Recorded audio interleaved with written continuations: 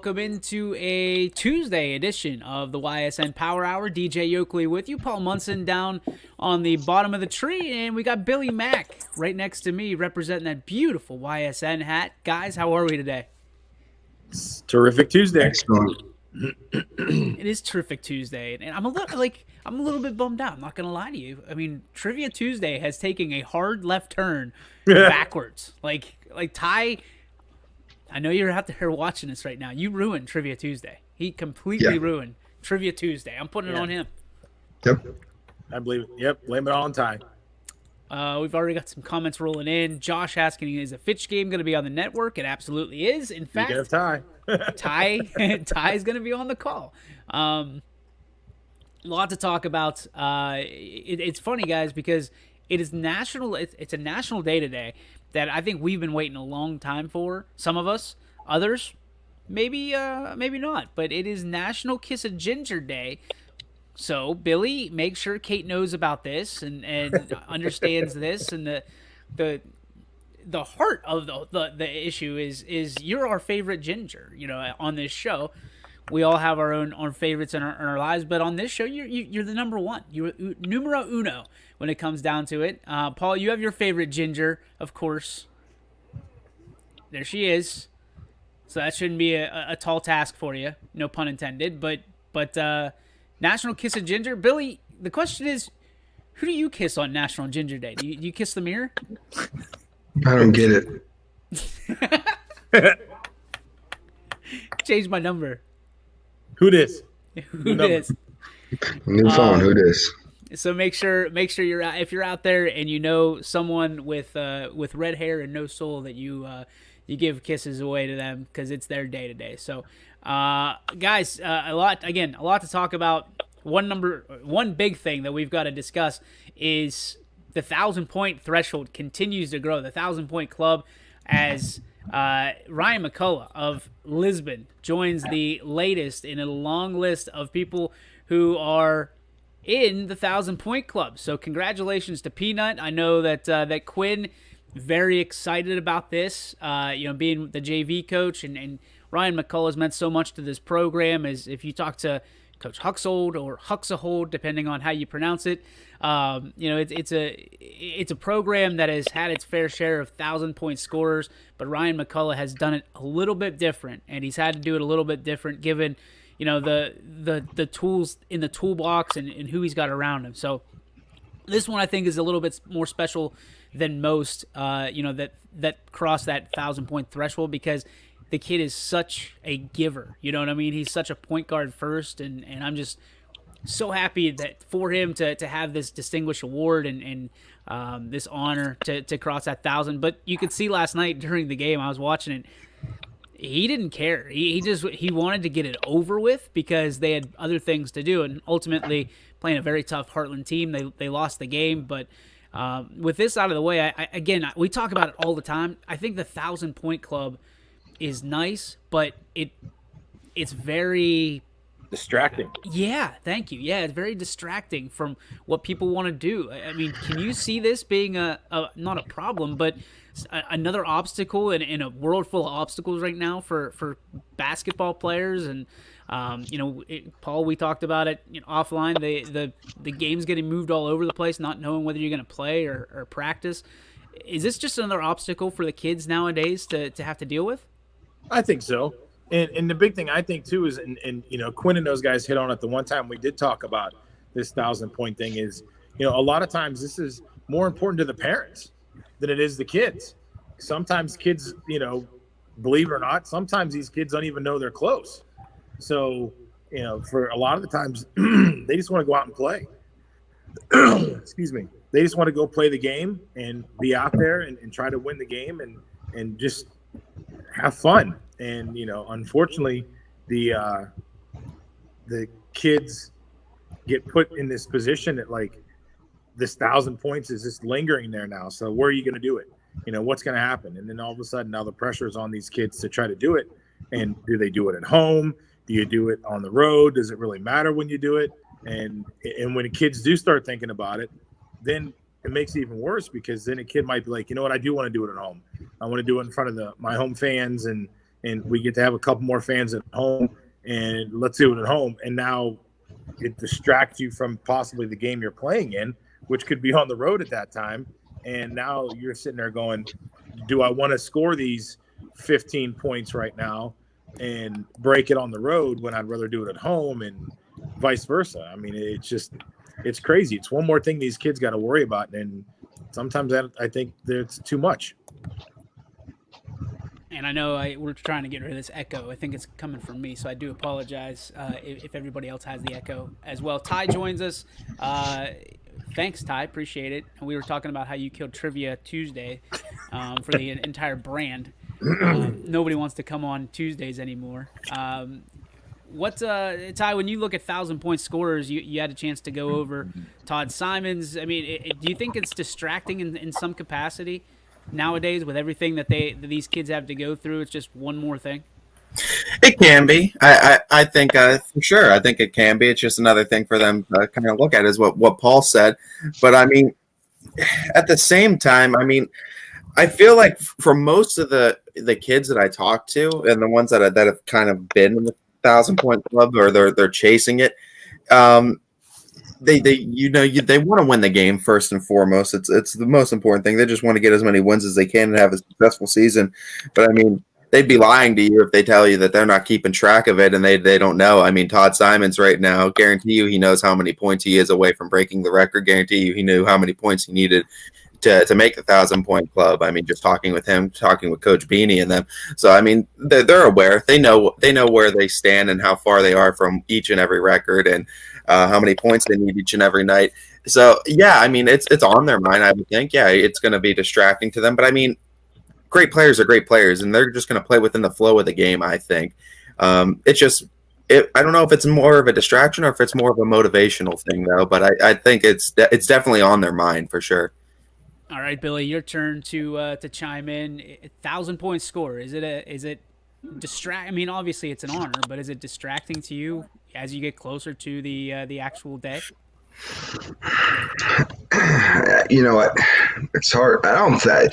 My belief is no, it's not a distraction. And these kids, you're talking about scoring 1,000 points. That's a hell of a lot of points to score. So you've been under a lot of pressure situations to get those points, and you're telling me you're probably a focus point of your offense. So most likely possibility of being a team captain. So I think this is kind of the norm.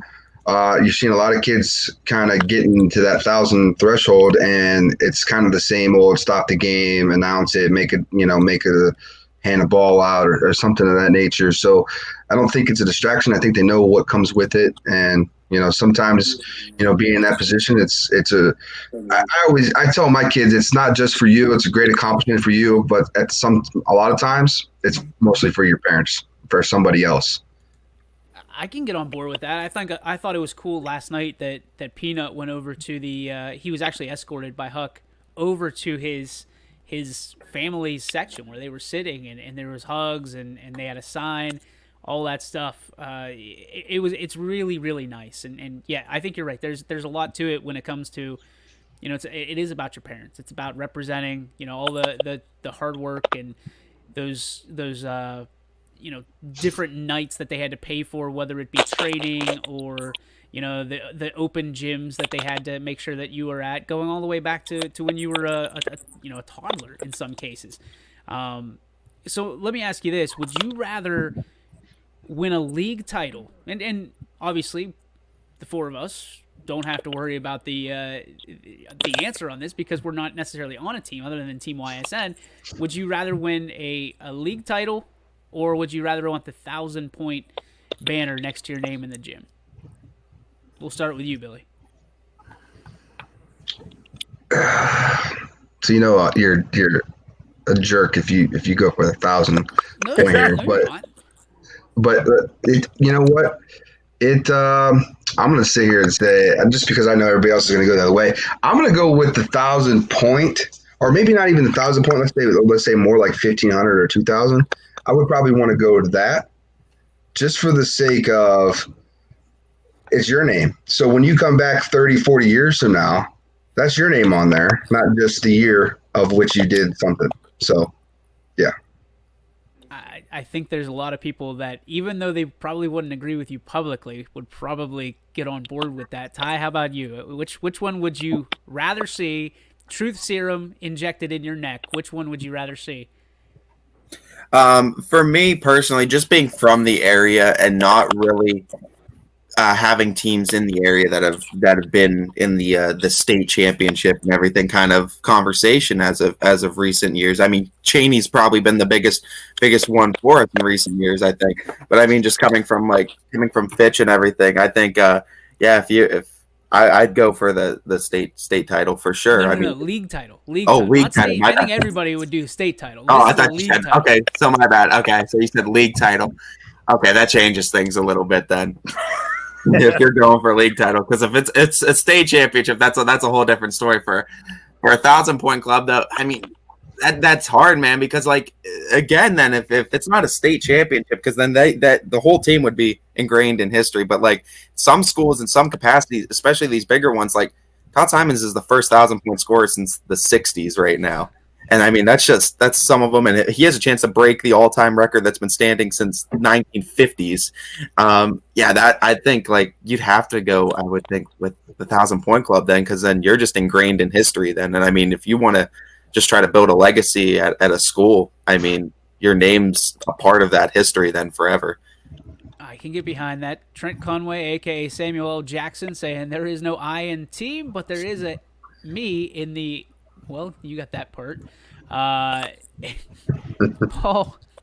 which one? Would you want a league title or be 1,000-point scorer for your school?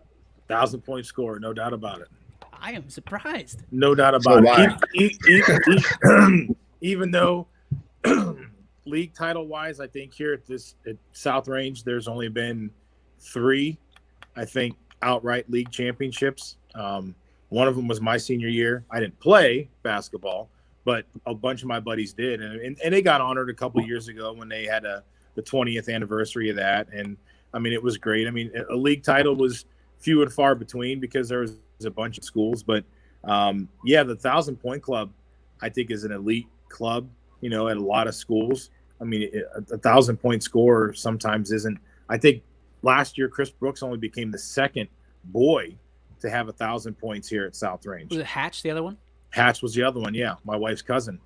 And so, like, he was the lone guy for the longest time. Brooks got it. So that's only 2 kids out of an entire boys basketball program that's been here since, 1969, 1970. So, that I think is to be one of those individuals. Even though it's not an individual sport, and I get it, but like at the same time, if you ask me which one I'm picking that one. I mean, no doubt about it. I think the only difference for me is like I came from a place where we have the lowest total league championships in Trumbull County, and that's every single sport. And we finally won our first ever baseball league championship. It felt great, but I go back there now and it's like, oh yeah, it's just a number on the wall. Well, it says 2004. That's it. That's all it says. Banner, it says 2004 TAC 8 champs. Oh, that's great.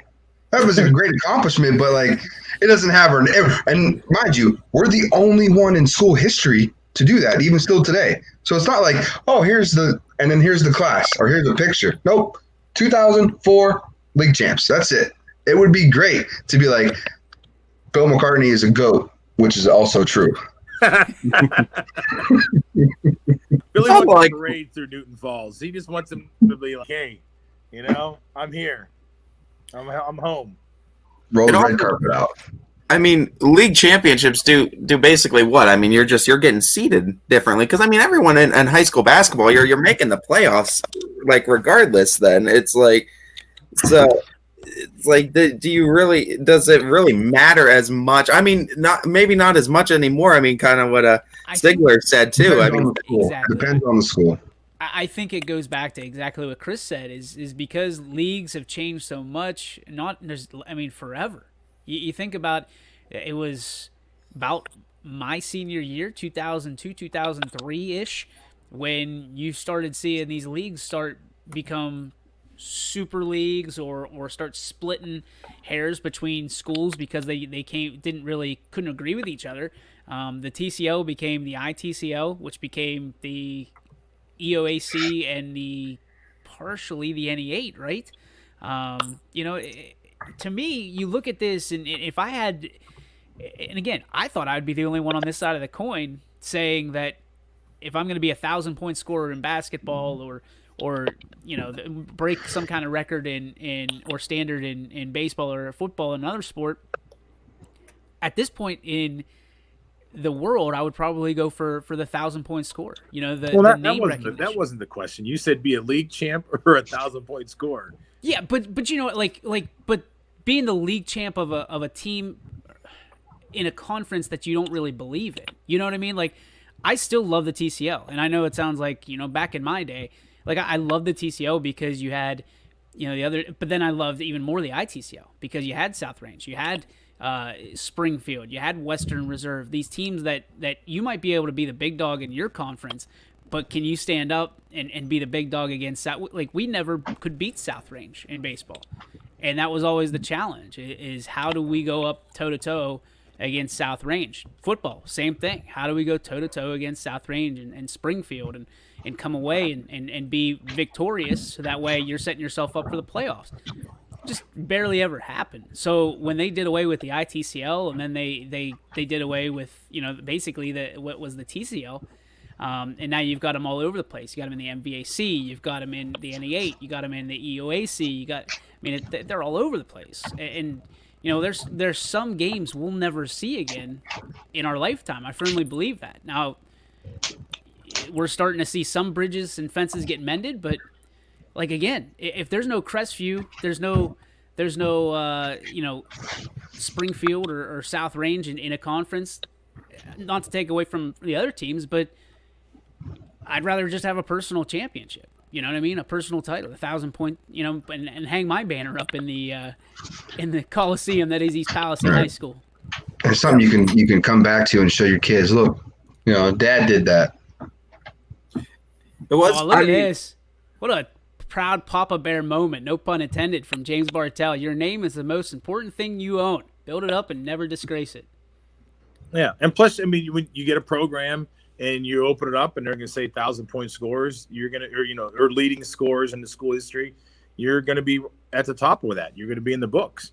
So, yeah, there's going to be a league title on there. It might say, 19 whatever or 2000 whatever, but they don't have the list of the team name members on there. They're just going to say league champs, whatever year that was. So your name gets on the trophy, but but then where does that trophy go to? How long does it stay in the trophy case? Do they ever take it down? We just cleaned all of ours out now, and they're either district or regional champions in those trophy cases now. That's it. All the league stuff. Oh, hey, that's just gravy. Going to Louisville, though, it was really. We only have regional championship trophies in our trophy case. We put the league championships over the elementary school. Yeah, they're over there. Let those little kids look at that. But going to Louisville was really it was interesting too, talking to the coaches over there, because they went independent a couple years ago, got out of the NBC, and then there's all these interesting matchups because they never played Fitch in girls, and I think I don't know if they've ever played Fitch boys. I think they've had one or 2 years they've ever played Fitch boys before. But being independent kind of opens that up to where you can schedule anyone you want. And you don't necessarily have to lose out those old rivalries that you want to. So say you abandon conference play, you could still schedule your old rivalries. The Boardmans can face the Fitches and so on and so forth if you want to continue those rivalries. But I just think it opens it up for better competition to be able to independently schedule schools and see these matchups that we've never really gotten to see. I'm going to say this because I've been on two sides of this. Here it comes. Coaching in a league compared to coaching an independent schedule. Coaching an independent schedule is so much easier. Now, obviously, it's going to depend on which sport, but just because I've only done with baseball, it is so great to just schedule who you want. You talk to the coach for the most part, maybe an athletic director here and there, and you just say, "Hey, let's play. We're gonna do home and away, whatever we're gonna do, or maybe a series." And you can pick who you want to play, and going into that year, saying we're gonna be pretty good. Boom, done. Let's go home and away. Here. We'll go play at Ysn Park. We'll go play here. We'll go play here. It's so much easier, and there's no BS where if we get a game canceled because of weather, we don't have to go, well, we have to figure out what our league wants to do because if Tuesday's available, we have to play a league game. And that's what you can't get, if this game gets canceled, we have to play all, like, it's just so many, like, BS rules that objectively you want to play games. Like for a weather sport like baseball is you want to play as many games as you can, which is 27 games. So it's way easier. I like it. It runs so much more smooth. You have a little bit of headache at the beginning because you got to fill all 27. For me, the league is all about getting T-shirts. This was an old saying when I went somewhere else. When I was coaching other places, we're not here for T-shirts, so we expect to get that T-shirt. We want to get the hardware, which is either a state championship or a district title. And the leagues basically, to me, just say, hey, you have to play these guys. And sometimes your league's just not very good, so that doesn't even prepare you for a postseason run in any sport. So yeah, I feel a little different on the other side of that, thinking it's easier to schedule when you're in the league because then you're guaranteed. If it's an 8-team league, you're guaranteed 14 games. You got to play 14 games. Now go schedule those other 13 and go schedule some tougher schools. But you get the same email I get every single day in the spring that says, looking for games. I mean, there's think about that. 100 of them every day. About that if you're an independent, though, and you're supposed to play Team A, Team A tomorrow, and all of a sudden Team A cancels on you. And now you're sitting there going, now I need a game. But if it was a league game and it got canceled, at least you're going to get that game made up the next day or on that Wednesday or something. Yeah, I mean, being in a league, we've had both here, obviously. The year we were independent was the year we won our title. I mean, we just said, screw it. We're playing everybody and anybody who wants to play us, and we don't care who it is, no matter what division you are. We're going to go play you because we weren't in the league. Being in a league, though, also, we're in a good league, though. That's the other thing is how good's your league. I mean, the NE8 is a great league to be in. So you're playing tough games. You're playing the Niles. You're playing Poland. You're playing Lakeview. Your Gerards, your Struthers. You're playing them week in and week out. And if it's a good league, then being in a league, I think, is a lot better because then you're guaranteed those games. Right. I mean, and then he's getting the emails now for the fall. But that too is, I think that part of this is we're seeing the leagues start to crumble a little bit. You know what I mean? There's less intrigue for league play. There's a lot of politics that go in. Who's in the league? Do they win too much? Do they lose too much? Does it, especially when you look at football, does it do enough for you to have them in the league to have the schedule that more teams can go to the playoffs because of it? And this was a very interesting year, and there's still no indication one way or the other that we won't see the same thing next year with all teams going into the playoffs. I think the OHSA would love that if everybody made it into the playoffs again, because what does that mean for the OHSAA? Cash money, homie. That's it. But at the same time, I need my Johnny Manziel jersey right now. Please don't. I've had enough of Brown stock for the rest just of with the money symbol. I loved when South Range went independent in football. That helped them out and make a run to the state semifinals. But here's the other thing, Paul. And what people won't talk about, it was a huge topic at the time. I remember talking about it over and over again.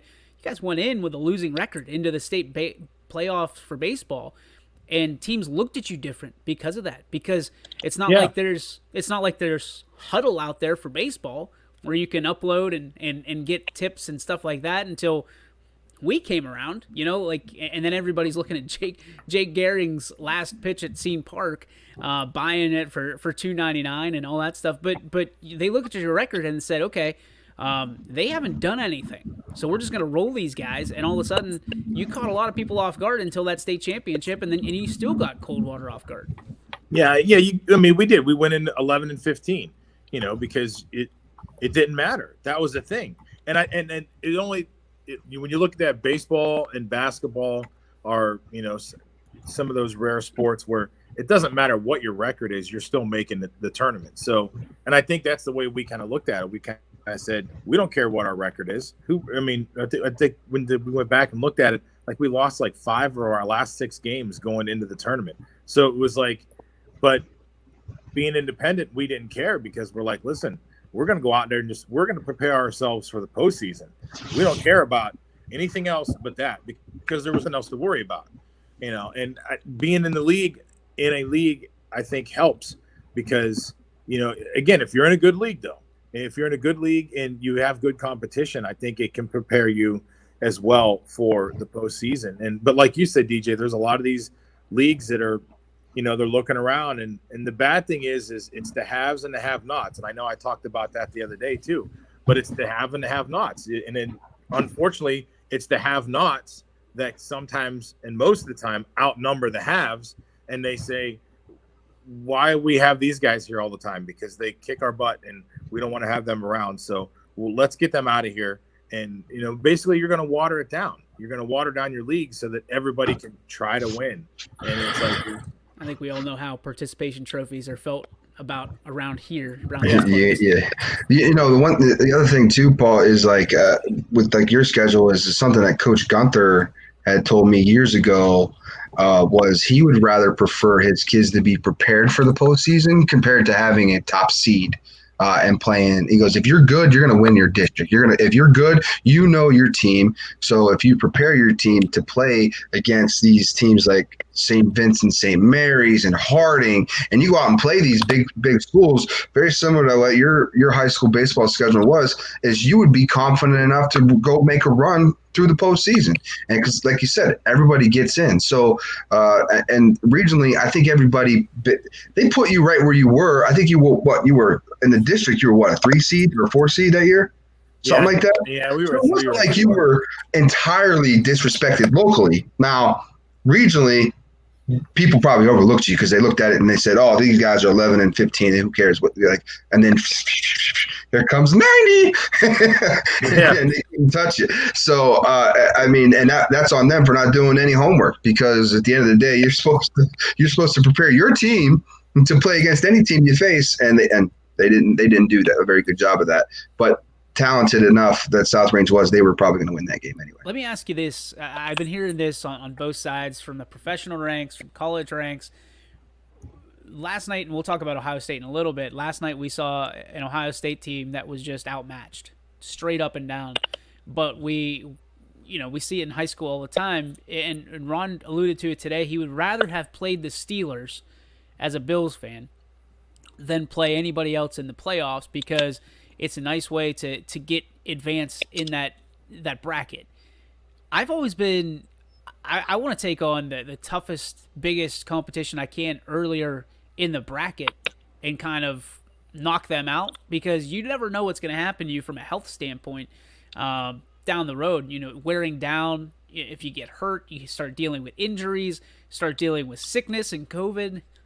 As I almost cough right there, I try to hold it back. What's your standpoint? Would you rather have an easy bracket to a championship game, or would you rather have a lot of momentum from beating some really good teams going into the championship round? We'll start with you, Ty.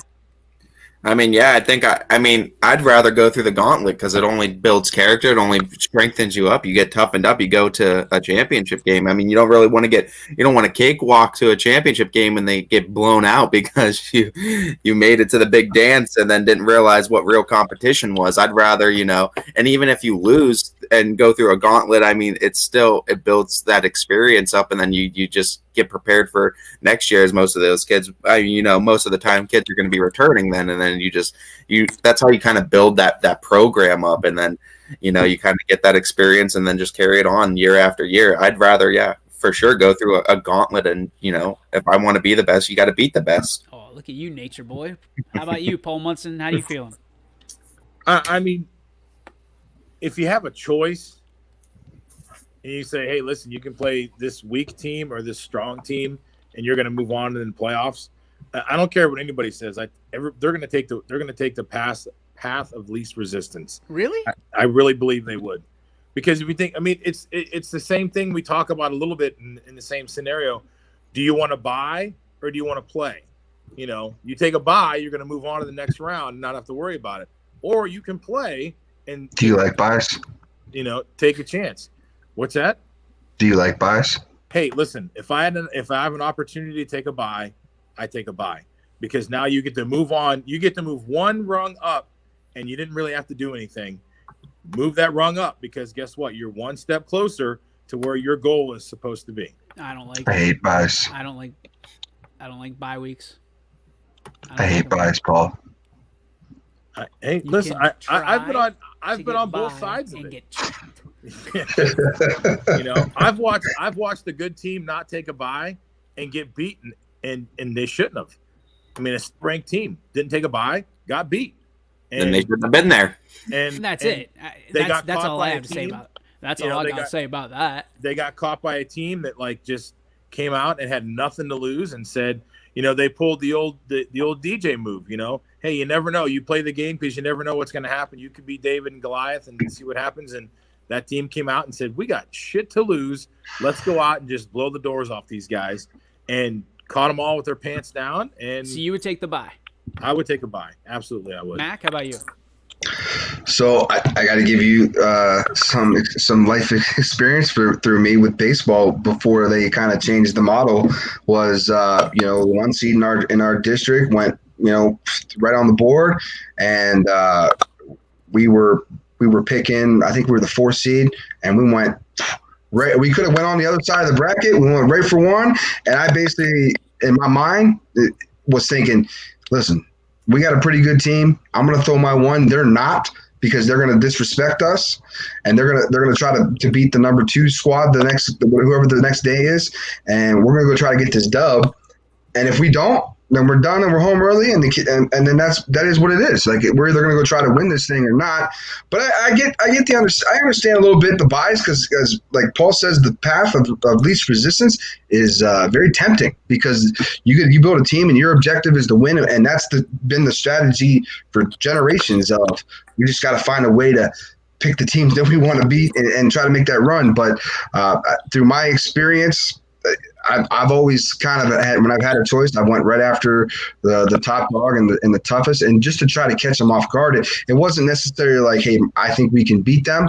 I mean, obviously, I'm going to bet on myself and my team, but it was more of a, hey, maybe we can just create a little surprise and shock and go with it, and try to. And if we can beat that game, our experience will carry over and build momentum going down to the second half of that bracket.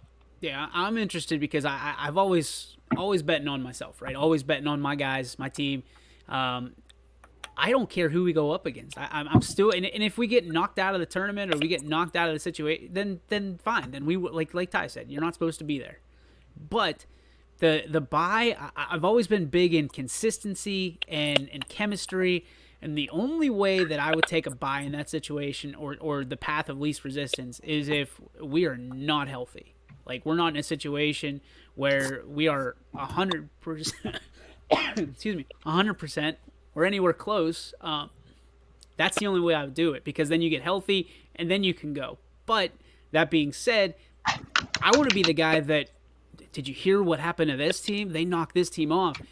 You shocked the world. I mean, you look at that, that's kind of what South Range did, Paul. You guys did it week after week, day after day after day, and people started saying, okay, when's the Cinderella story going to end? And it just never ended.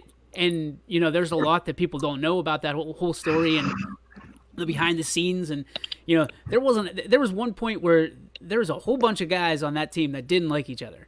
And then all of a sudden, winning started to heal everything, because they started to believe in one another. And the next thing you know, they're holding up a state championship against one of the best baseball teams in the entire state. And I still, to this day, think that the way things worked for you when you had, what was the team's name that you had to play in the semis?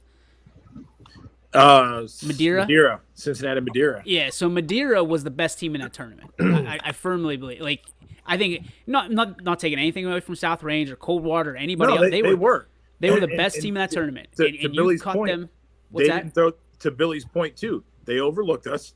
they were looking to go play in the state championship game, and they had a kid going to, they had the number one pitcher was going D1, and they didn't throw him because they said state semifinal game. The rule is you should be throwing your one in the state semifinal game, unless your 1 and 2 are so very similar that it's a coin flip. You throw your It's one in the always state real. semi because You never go home with a bullet in the gun. You don't move on if you can't win. So you throw your best guy to win to get to the state championship or your regional championship and see what happens. And they didn't do that. They looked at us and said, "We don't care that they're here. They're not a good team." That's different. I mean, that's a different philosophy. And they overlooked us, and we went out and punched them in the mouth. And, they sat there and went, "Oh, shit." And we punched them in the mouth again. And, we win that game in, I think, 6 innings, and they don't score a run. Did you win it in 6? Yeah. Wow. I just remember being so awestruck because it all started with that Jake Gehring double down the left field line, and it was like, oh, okay. But all that, I mean, there's different philosophies for everything. I just thought it would be an interesting topic for us to discuss, given the fact that Big Ten has been such garbage, and you've got the Ohio State Buckeyes who beat Clemson, which, fantastic. That's what they wanted to do. But they forgot about a team named Alabama that they would meet up with in the national championship. And I don't think embarrassed is the right word, because I don't think Ohio State or any team should ever be embarrassed to finish in second place. But they were significantly outmatched and out prepared by Alabama. Mac, you're an Ohio State fan. I believe Bill Ty's an Ohio State fan too.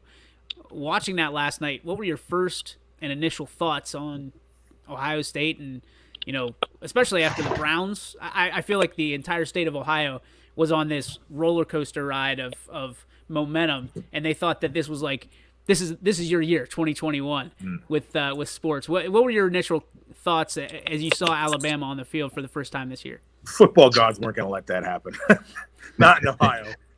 You think I was real nervous about this game because I really thought Florida, just for some reason, like Florida Ohio State national championship game kind of was creeping up, and I didn't know if we could keep it close. I mean, we saw an offense last week that kind of went. I've never seen that offense this whole. Oh. Uh-oh, we lost Billy Mac's audio. Yep.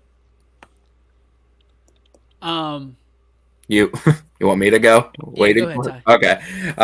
What I saw last night and what I told my dad too, I mean, Alabama was a team of destiny this entire season. And then, I mean, yeah, Ohio State got off to the late start, and Alabama had those 5 more games ahead of them. And I think that kind of helped them, and they steamrolled competition left and right this entire season. I mean, Ohio State, and I knew going into this, they were the underdog. And I mean, the only thing we were kind of hoping for, or I was at least as an Ohio State fan, you're looking for that 2014 run where you have that chip on your shoulder and everyone's kind of overlooking you and everything. But the problem was Alabama wasn't overlooking anyone. Their goal from the onset of the season, and I mean, they kind of hinted at it too with the announcers. They kind of talked, Kirk Herbstreit said it, and they kind of talked about it too. I mean, these guys really didn't care about like the personal agents and being in the NFL. It was all about, first and foremost, we're winning this national championship. And that was kind of their whole goal from the beginning of the season. Every single player bought into that program that Saban set forth, and it was, we're winning this national title. And I don't think they were going to go home disappointed. And I mean, Jesus, if Devonta Smith played a full game, he might have put up 400 yards on our secondary. He had 215 and a half. I mean, he absolutely torched us. That kid's going to be absolutely incredible. But I mean, it just, you watch this Alabama team and you felt they're on a different playing field than the rest of the league. And I don't know if there was a single team. I don't even know if Clemson made it over us, if they would have even had a chance. I think the same result would have happened to Clemson just as anybody who would have tried to step up to Alabama for the national title this year. I'm really interested. I liked what I saw for the short time that I saw it last night before I fell asleep, well before halftime. Mac Jones proving some doubters wrong with what he can do. I mean, Billy, what did that Ohio State defense prove to you last night? What I've been saying for weeks, nothing. They're not good, and it's so disappointing because when you think of the history of Ohio State, you think linebacker, you think about these pass rushers recently. We don't have that great pass rush. We have no deep. You think of Marcus Lattimore and all these guys that have come in the draft. There's not I didn't see one guy out there that I would take in an NFL draft. Not one. And ain't sure as hell ain't nobody in that back half. The corners they're soft. They don't want to play bump and run. Now a lot of that might be scheme, but I think that covers up a lot of what they can't do. They're forced to run zone because they can't run a true man to man with anybody. Defensively, they were just bad. I mean, just terrible. I know a certain defensive coordinator that got let go that they might need to go ahead and get to from LSU to give the Buckeyes maybe a spark. So it was disappointing. I wasn't embarrassed. I kind of saw a little bit of this coming, but hey, did USC play at all? Like even in a bowl game? So get that out of my screen.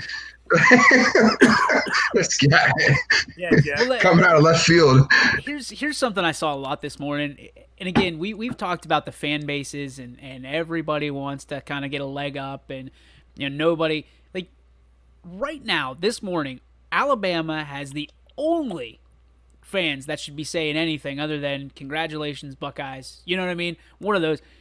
I saw a few this morning, and Notre Dame fans are starting to really rank up there with me with the irritation, because I saw one that said, more than one I should say, it was, well, at least Notre Dame held Alabama to the lowest totals all year by 30. Alabama stopped playing. I don't care what anybody says. Alabama knew they had that game wrapped up. They took the foot off the gas and said, we got this game now. We don't need to embarrass Notre Dame. They could have embarrassed Notre Dame so bad that Notre Dame fans would have tucked and ran underneath Golden Jesus over there. Touchdown Jesus. I mean, they need to shut up, because Notre Dame, and I'll fight with any Notre Dame fan there is, they are terrible. Year in and year out, they are terrible. And they get embarrassed every single time they get a chance in a big stage game. And they are garbage. And, going back to, Coach Seidel's thing where it's saying, the Big Ten's garbage. In all honesty, all the leagues, I don't care if it's the SEC, the ACC, the Big Ten, the Big 12, Pac-12, they're all kind of garbage at a certain level. The cream rises at the top. They all do. Ohio State, Michigan, Penn State, Michigan State, Nebraska, they're all kind of up there towards the top. Everybody else kind of, Wisconsin, they all kind of filter down. I know some people are going to be like, what are you talking about with Michigan? They're terrible. But they get up there. SEC, it's LSU, it's Alabama, it's Florida, and every now and then Texas A&M hunts in there. But the bottom half of them, they stink. The ACC right now, it's Clemson. That's it. Clemson, and then the rest of the league is garbage. And it's just the way it is. Everybody wants to beat up on certain leagues all the time and say, oh, they're garbage. They're garbage. No, they all are at a certain level. 4 or 5 teams from each conference maybe can go. And like Coach Seidel said, there's only about 5 to 7 teams every year that could really battle for a national championship. What I think happened here, and we all kind of talked about it, when the matchups came out, Ohio State said, we are going to beat Clemson. They embarrassed us last year. We had a chance to win that game last year, and we screwed up. We are going to win this game at all costs. And they won it. And then after that, they're like, okay, now we have to go play for a national championship. We're just going to put our best foot forward and hope we can do it. And Alabama said, we are kicking everybody's ass in front of us. We don't care who it is. And this is what's going to happen. And they were better. I mean, listen, I can't stand them. The rich get richer with them. They get the best recruits every single year. But when you're Nick Saban and you can walk into some kid's house with your hands full of jewelry and go, hey, do you want to come play at Alabama? Everybody was joking. I was reading some things today. Oh, I feel bad for Alabama's punter. Why? He's going to get a national championship ring. Do you think he cares that he only maybe punted one time last night? No. He give a shit. They had the best in everything. The kicker hadn't missed all season either from field goals or PATs. He had 100%. And that kind of dovetails into this other thing where Ohio State didn't have their regular kicker. They didn't have this. They lost Trey Sermon. Like, Trey Sermon came on the scene like 3 weeks ago. Yeah. You did all this stuff without Trey Sermon, and now we're going to point at him being like the key cog in the wheel. No, if Justin Fields missed last night, all right, I'll give you that one. Master Teague was a good replacement. He's a Yeah, tough running he He had was three the touchdowns? starter. He was the starter for most of the season.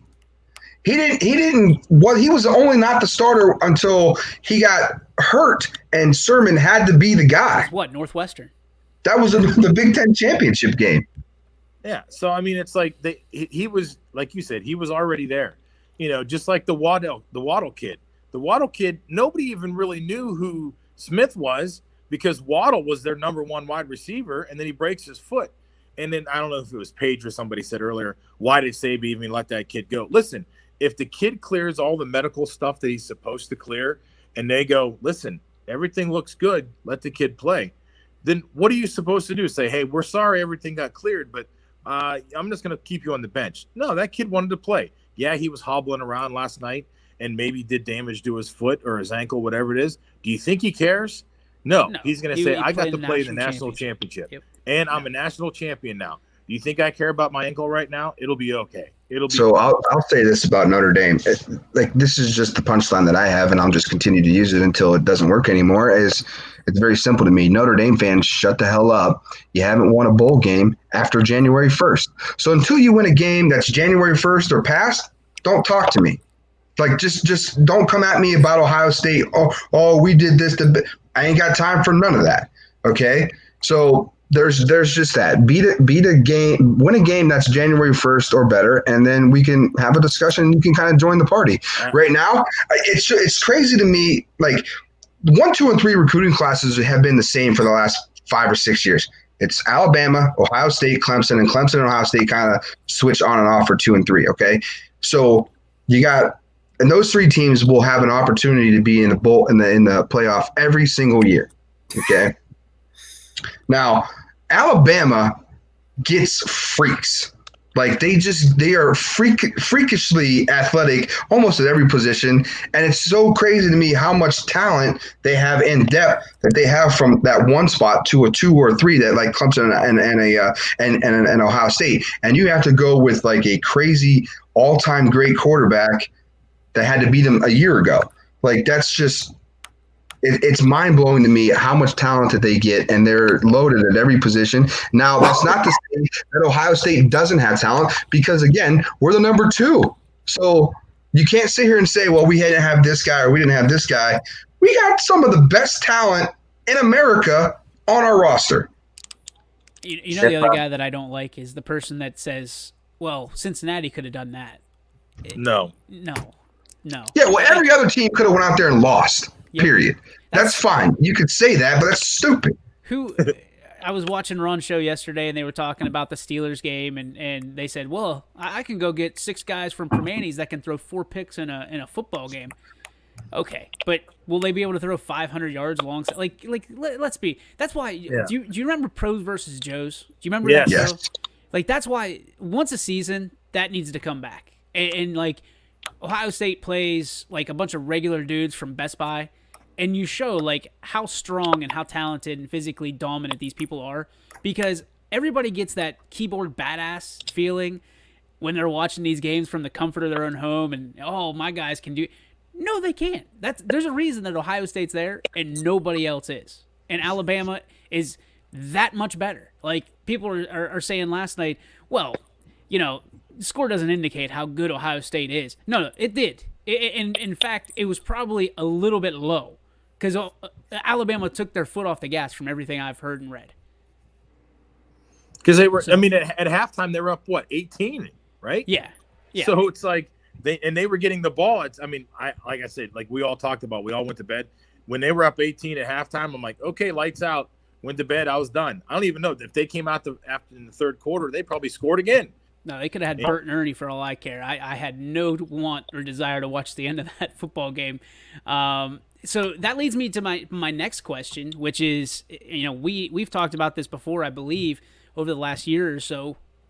many people say that no college football team would ever be able to beat an NFL football team. Is that true in this case? Do you think that Alabama could beat an NFL team right now?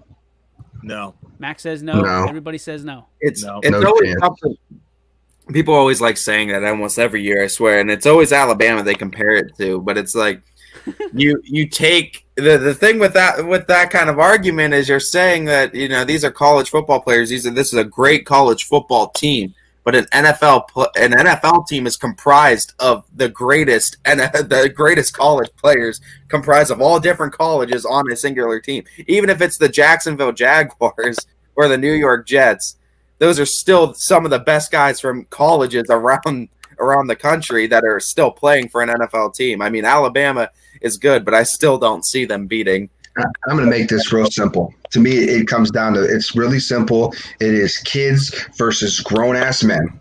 And that you're never going to win that battle. It's just that simple to me. Yeah, because you look at it and they talk about how much faster the NFL game is. And yeah, college football kids, and we say they're kids because realistically they're 18 to 22 years old.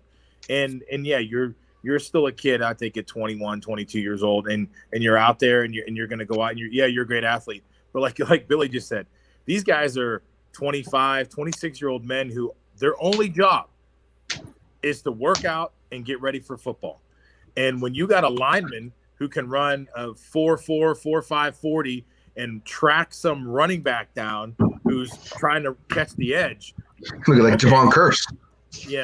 Have fun. Have fun, Smith, going across the middle, and one of those linebackers just don't give a shit. Is he seriously 170? Yeah, he's only I think they said at the most he's like 175, So he better hope he's just going to be split out on the end and it's just go routes, because if that kid tries to go across the middle, they're going to break him in half. And You're going to be Brandon Cooks. Unless you start getting a little bit bigger, which is what happens when you get to the NFL. Your only job is to take care of your body, get bigger, get faster, get stronger, and go cash a check and win games. That's it. Have we ever seen a wide receiver like Devontae Smith, like from that standpoint, be successful in the NFL? I was trying to think last night. None of them came. Well, how big was Steve Smith? Steve Smith wasn't very big. 5'9", 185 pounds. So he was a different 190 receiver. pounds. Steve Smith was a guy that was a slot guy, right? That usually went over the middle and made some dazzling catches. He was a slot guy to start, and then he started becoming the guy. So he came like an X guy. So, but still, it's few and far between. Just watching his routes last night, and listen, I'm not taking anything away from the kid. He great talent, but you can't run those routes in the NFL. They will take your face off. That's what I was going to add on to that, too. I mean, when you say Alabama facing other teams, Devonta Smith isn't going to put up 12 receptions, 215 yards and a half when he's facing guys like a Stephon Gilmore or Jalen Ramsey or something. Tyreek Hill is not Devontae Smith at all. I look at him like more of a Percy Harving, maybe like a Rocket Ishmael kind of guy. A little bit more flash.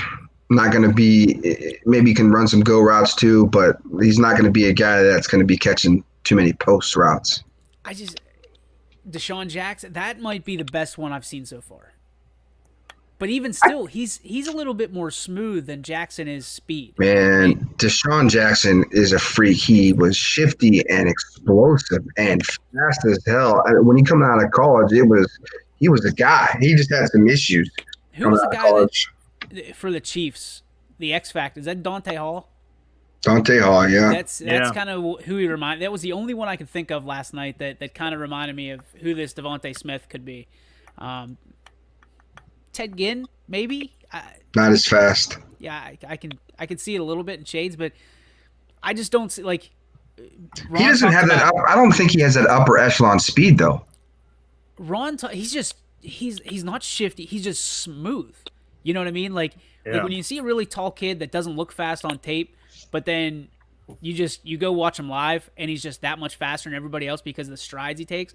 I don't know what it is about Devontae Smith. He's always in a position that he's successful, which could be good, but I gotta believe unless it's the Cleveland Browns third quarter defense, he's not gonna find those holes in the Swiss cheese for the entirety of his NFL career. Because Well, he's gonna have to put on. He's gonna have to put on weight, and how much weight is gonna affect his speed and his agility. That's the He's same gonna way what- with Lamar Jackson. You know, if he's gonna have to learn to be a pocket passer, you know, and he's moving in that direction because speed dies first, right? And every athlete, speed's gonna die first. Yep. But I just watching him last night. There was no receivers that I could, you know, think of. And then Ron talking about the Jets or the Dolphins are going to take him in the first round, like in the top 10 picks. And I'm sitting there thinking to myself, receivers at this, they're a dime a dozen. They really are everywhere. They Yeah. really The are. receiver position is becoming the running back position, as you can find them everywhere. Yeah. And good teams have multiple 10 and 12. Why? I don't see. I can't see him going that high. That's awful high for that kid. Not in the first round, second round, maybe. Running backs do not go in the first round unless you're a freak and you're going at the top end. Like Najee Harris is going to be the first to go, hands down, right? Because he's that guy. He's a freak. He's got speed. He's got power. He catches it out of the backfield. I don't even see him going until 10 to 15. Yeah, Sermon, I mean, and the bad thing for Sermon is, and you hate to say this, but like him getting hurt last night, you know, it took him off the board a little bit there because the guys are going to look at it. The one guy I remember, and listen, you got to strike while the iron's hot. And if Sermon stayed in all night and had a decent game, even though they might have lost, he still probably would have been that hot guy. Was Cardell Jones. Cardell Jones made the dumbest move when he came back to Ohio State. Because he won a Big Ten title, he won a semifinal game, and he won a national championship game. He was the hottest thing in the market right then. He should have left. He would have been a high pick, but the guy wasn't that good. He wasn't that good, but he had everybody fooled for 3 games. Like, hey, I'm really good. I just won all these games. That's when you go. Get the hell out. Yeah, he rode Zeke's coattails that entire push way all through. your chips in the middle of the table and catch and a pretty good defense too. Yeah, well, and here's probably the best comparison I've seen, and I was hesitant to think of Marvin Harrison. Ooh, I can't put him with that. That's a Marvin great wide receiver. Jerry Rice, right? Like that's what he's compared to all the time. He's the closest guy to Jerry Rice, hands wise, getting out there. I guess that could be a good comparison. Also, I do hate comparing these young kids to Pro Bowl or to Hall of Famers. By the way, I think I've said that before. And that's why it's my favorite thing in the entire draft is their comparison, like who they're projected to be like, because nobody ever puts like John Elway. Like we hear it all the time now, is that Allen is John Elway. Nobody in the NFL Combine draft compared Josh Allen to John Elway. You know who they compared him to? They compared him to Blake Bortles. You know what I mean? You sit there and you go, they don't have the stones to put him out there. So, all right, that's going to conclude. I think this guy's going to be comparable to Mike Tomczak. Hey, I like Mike Tomczak. Mike Tomczak's a good dude. Tonight on the network, we've got stuff. I mean, a ton of games. 1, 2, 3, 4, 5. Ooh, maybe he's Andre Rising since we're comparing guys. How about Andre, that? Bad Moon Rising. 13 basketball games tonight and a swimming meet that we have tonight on the network. Ty, you've got Fitch and Canfield. That's going to be a big game, I think, on the network. Indian Creek versus East Liverpool. We have that one for you. Mooney Cheney canceled, so keep that in mind. Champion Newton Falls will have that for you. Poe and Larry will be in Crestview against Liberty. Hubbard and Niles. We also have Lisbon and East Palestine. Bulldogs back in action. Leetonia and Wellsville postponed. Guessing that's a COVID thing because Wellsville got postponed on Thursday as well. So I guess we'll do some updates on that. McDonald and Springfield will be on the network. South Range and Lakeview. Struthers and Poland. Ursuline and Harding. Valley Christian and United. Richie will be there. Attaboy, Richie. West Branch and Salem will have that. Michael will have probably one of the best rivalries in all of YSN, in my humble opinion. And then we'll have Columbiana and Southern. The swimming is 5 p.m. tonight. Boorman versus Maslin. Washington versus Maslin Perry. So that is your lineup for YSN. Before we get too far into the beef and the fillet. I do want to make it. We've tap danced around it for a couple days now. We've answered it on private settings, but I gotta get this out. Not sure how many people are watching, but we've been very fortunate and blessed here at YSN to make it through the football season, to make it through the spring season, with very little contact and stuff with COVID. But it's rearing its ugly head and it's catching up to us. Naturally, I'm in a little bit of a different setting here than I have been for since the show came on. I've been tagged with it, so I'm out until the 24th. So it's the guys that that you see on the screen and guys that you see and hear on YSN that are picking up the slack for me. We're also down a few more crews, so we're getting a lot of people that are pretty frustrated. And don't get me wrong, we're frustrated too, but the safety and health of our team is top priority to us. The same way that schools have the safety and well-being of their student athletes, we are taking the same approach to our team here at YSN. So we apologize for any inconvenience or upset, parents and family members and fans that can't see their games from time to time. But we're down, I think, 5 crews at this point for YSN. So that's 5 crews a night that typically won't be able to get their game, and it's starting to have its effect. So again, we apologize for any inconvenience, but reality is reality. We dodged it for the better part of 10 months. Paul got hit with it. Mac's been hit with it. Ty somehow has dodged it working at Target. So we're going to keep him out there as far as we can and masked up. So that way one of our MVPs can continue to be out there and doing games for you. But bear with us. It's not like we don't want to do the games. We talked to a Western Reserve fan earlier today. Like, we want to be there. Trust me. I was all over the place last week, and that might be one of the reasons that I won't be anywhere for 2 weeks. So, again, our apologies, but we have to take care of ourselves and our families. So, so there's that. Let's go to our G. Burbot Farm. What's your beef or what's your filet? Ty, we'll start with you. Well, I mean, I guess I'd have to go with a filet today. I mean, I'm excited for this matchup tonight between Canfield and Fitch. Fitch has kind of been rolling. Canfield finally snapped their losing streak, so it's going to be a pretty good game tonight. More important, well, not I wouldn't say more importantly, but if Todd Simon scores a single point tonight, he's going to be second all-time solely in Fitch's all-time scoring. He's 187 points away from all-time leading scorer at Fitch. I think Coach Beanie said, I think we did the calculations. If he averages just over 14 per game, he'll break the record, and he's been averaging over 23 all season. So how many points does he have total? Right now in his career? Yeah. He's at 1,100, and he's tied with Bill Jacobson, second all-time with 1,100. So first bucket will put him solely in second place, and he's going for the record right now. So if we could get a full season under the belt, I think it's a big possibility. So, I mean, other than the fact that Fitch has been winning, they've won 2 in a row right now, and they're starting to come back and find their identity as an offense. That's another story within the game, I guess, with Todd Simons going for that record. And you're not allowed to bet on high school sports, but if I had to put a bet that he's going to score a point tonight, I'd go all in on that one. Go all in on that one. Mac, what about you?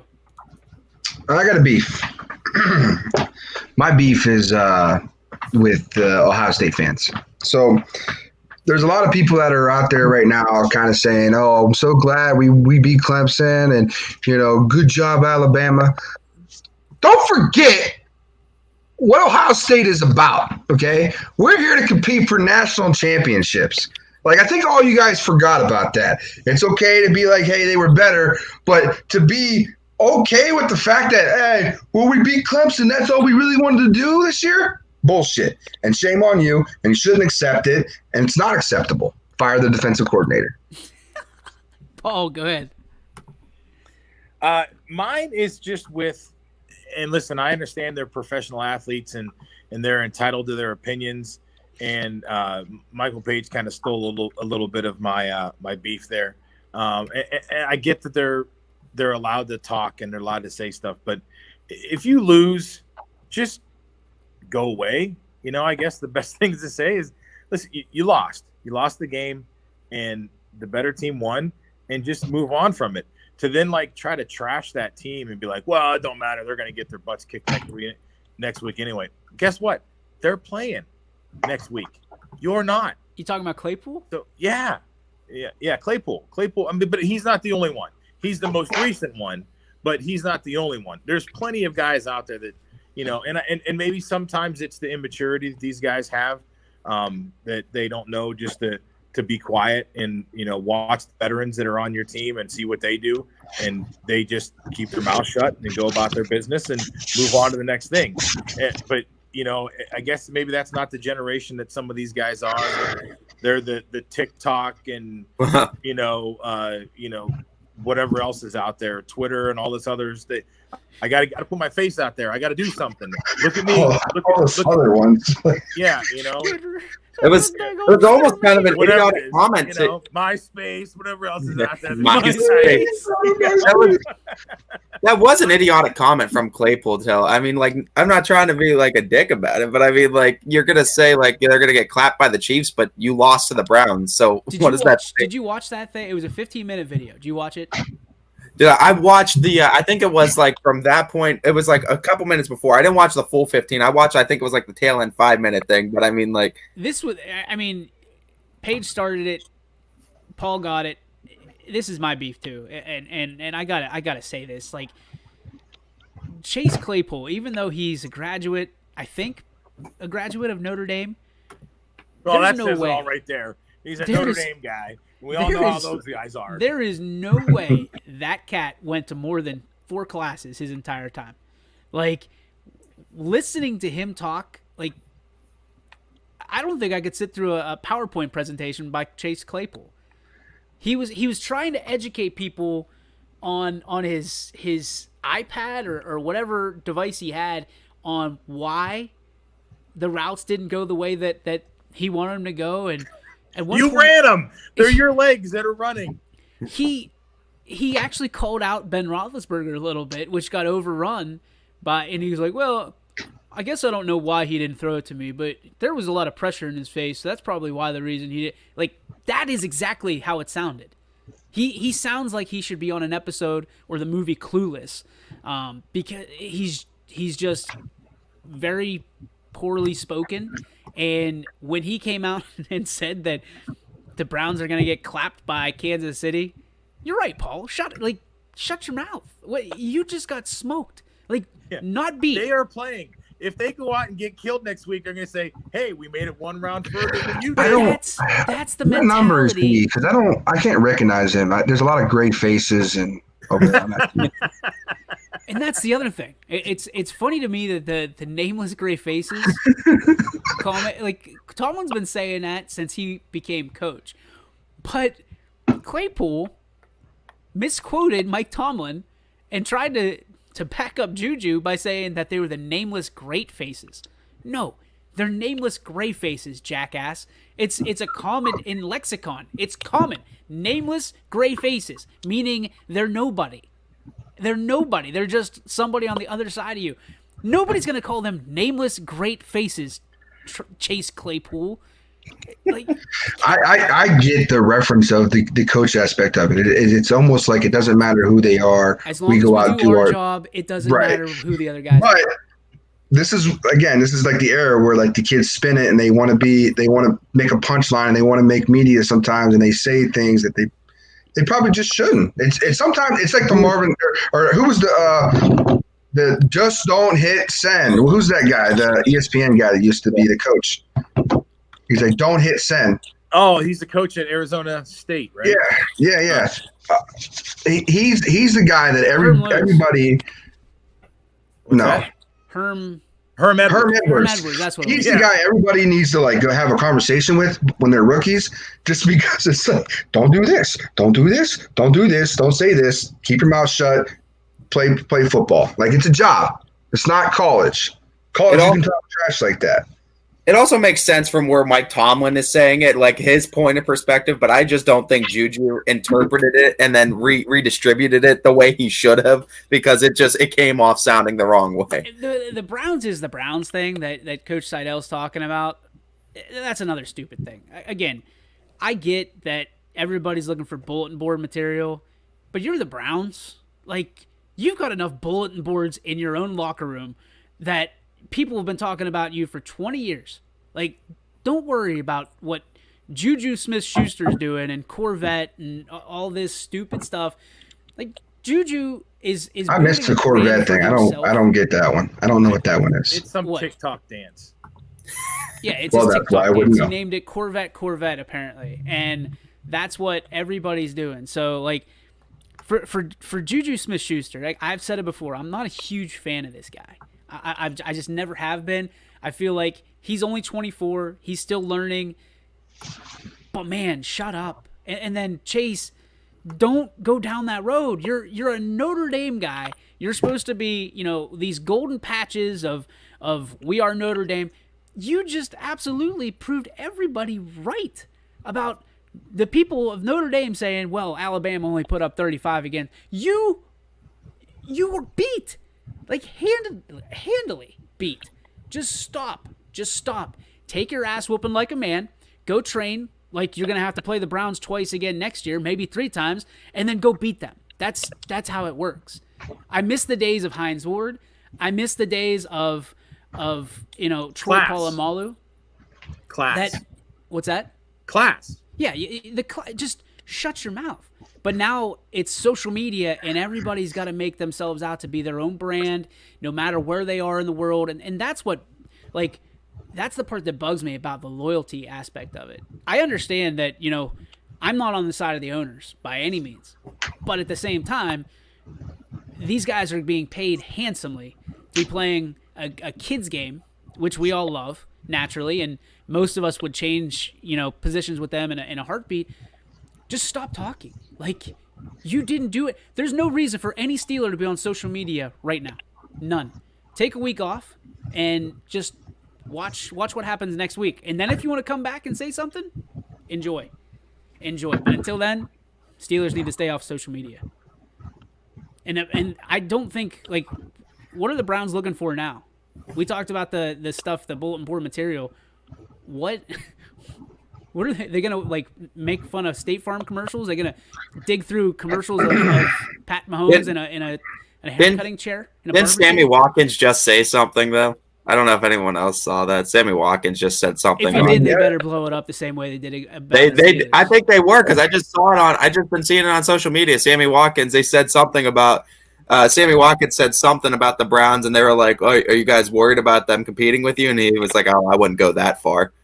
And again, that's not bulletin I know, board but material. I mean, that's what I'm seeing, though. But I feel like the Browns are like that guy in the desert with the headphones on like these and the metal detector, just looking for excuses, looking for reasons to get mad. Instead of, we went 0-16 3 years ago.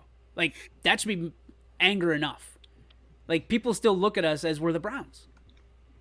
Like, we haven't been here since 1994. Kareem Hunt has no reason to take this personal. None. They did exactly what any other team in the NFL would have done. So and I've heard the comparisons to what Tyreek Hill did. There was no video evidence of Tyreek Hill doing what he did. There was audio evidence or audio. I don't even know what that word is, but Kareem Hunt was caught red-handed. What were they supposed to do? Only one team gave you an opportunity to, bud. So, like, relax. And weren't they 0-16 at the time, or what? I mean, I don't think they were 0-6. I think they were 3-13. 3-13. Okay, so I mean, you look at that, like give me the 3. Give me the 3 wins. All right, I need 3. Yeah, you take them. Give me the credit. Give me the take credit. them. Yeah, and that's a great point by Page too. Tyreek Hill didn't lie about it. He confessed. He did all that. Well, the best confession I guess he could. And I think all the lawsuits were dropped as well because it wasn't about his kid, which is a scumbag move anyway. Yeah. But yeah, so we're 16 minutes over, so I apologize. But Kareem Hunt, I'm so tired of. Oh, this is Kareem Hunt's game. I don't think so. I don't feel just bad. Do what you do, man. Like, there's nobody is out here denying the fact that you're pretty damn good, and you were the leading rusher in the NFL for a whole year, like not too long ago. Just chill out, do what you do, man. Like, this is personal. No, what you did was stupid, and you shouldn't even bring it back up. That's in my mind. If I'm him, I didn't want to play the Chiefs because I don't want this whole week to be brought up about, oh, you used to play for the Chiefs, and I don't want to talk about that no more. Yeah, you turn the page. That's Right. one in life you just turn the page on, and you're not Googling yourself for a while after you do that. So, all right, boys, that's going to conclude the YSN Power Hour. Thanks to you guys for stopping in tomorrow, 3 to 4, right here on YSN. We'll talk about the 13 games and one meet that we have today on the network. Again, for all your up-to-date information and links to tonight's matchups, go to ysnlive.com/live. See you later, boys.